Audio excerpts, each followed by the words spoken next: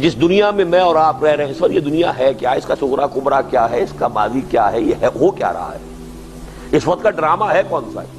یہاں بھی تین چیزیں نوٹ کی، تقریباً 150 یا 100 برس کم سے کم اس عرصے سے اس پوری دنیا پر ایک عالمی تہذیب کا غلبہ ہو چکا ہے.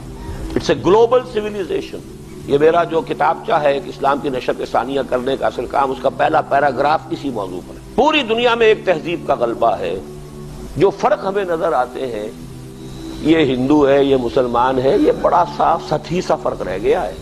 ذرا اوپر کے طبقے میں چلے جائیے، کوئی فرق نہیں ہے ہندو اور مسلمان. وہی تہذیب ہے، وہی لباس ہے، وہی رہن سہن ہے، وہی فرنیچر ہے، وہی آداب ہے، وہی ایٹیکیٹس ہے، ہر شے وہی.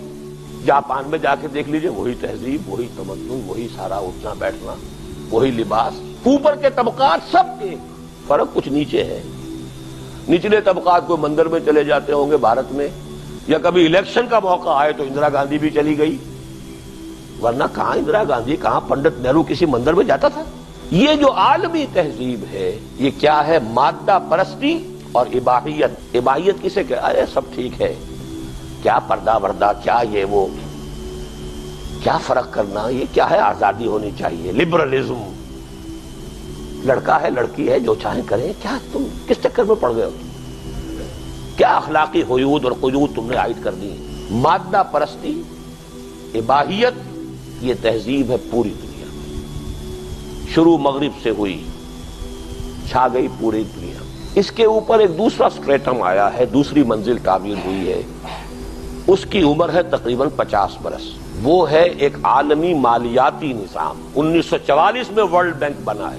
یہ مالیاتی نظام اب عالمی ہے پوری. یہ سود، یہ پیپر کرنسی، سٹاک ایکسچینج، اس کے بعد IMF، یہ سب ایک نظام، مالیاتی نظام. تیسری اب اس کے اوپر جو تیسری منزل چڑھی ہے، یہاں بھی وہ 3 کا عدد ذہن میں رکھیے. اب ایک عالمی حکومت، نیو ورلڈ آرڈر، ایک سینٹر آف اتھارٹی، باقی پوری دنیا کو اسے اوبے کرنا ہوگا. یہ ہے کہ جو ختم ہونے کے بعد یوں سمجھیے سوویت یونین کے حصے بکھرے ہونے کے بعد سے اب یہ تیسری منزل میں ہے اس وقت یہ طوفان.